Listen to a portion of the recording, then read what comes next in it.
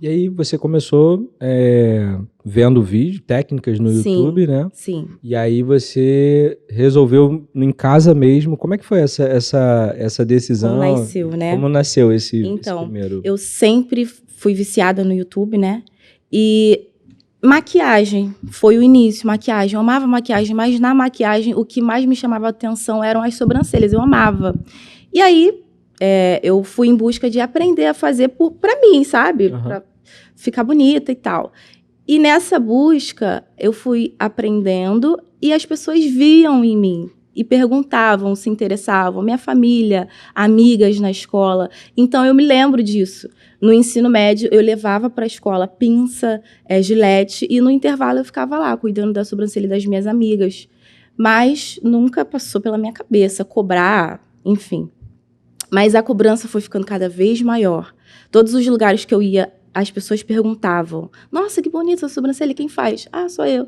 E aí as pessoas começaram a se interessar muito e eu meio que me sentia assim, sabe, coagida a prestar esse serviço. Aham. Comecei prestando esse serviço para algumas amigas, então elas iam até a minha casa, sentavam lá no quintal, eu colocava a cadeira, elas sentavam e eu fazia. Eu lembro que na época eu cobrava R$ 7.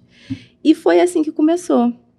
Até que uma familiar, né, ela estava interessada em abrir um espaço lá no bairro mesmo para fazer unha. Só que ela queria que alguém fosse com ela. E aí ela me fez esse convite. No início eu fui muito resistente, né?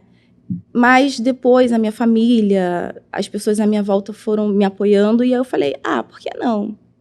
E fui. E eu me lembro que, na época, eu fiz um cálculo, que era o seguinte: eu estava trabalhando nessa época numa empresa de telemarketing, e eu ganhava um salário. Na época, eu me lembro que era 600 e pouco o fim lá do meu salário. Eu falei: bom, o que eu posso fazer é o seguinte, eu saio lá da empresa, porque eu já estava insatisfeita. Eu sempre tive um problema, que é fazer o que eu não gosto. Eu sempre tive muito problema com isso. Não conseguia ficar por muito tempo, não consigo, aliás, ficar por muito tempo fazendo aquilo que eu detesto. E aí pedi demissão dessa empresa e o cálculo que eu fiz foi o seguinte: bom, eu acho que se eu for aceitar o convite dela e fizer pelo menos uma sobrancelha por dia, no fim do mês deve dar mais ou menos o que dava lá na empresa. E depois de pensar bastante, eu aceitei o convite e fui. Entendi.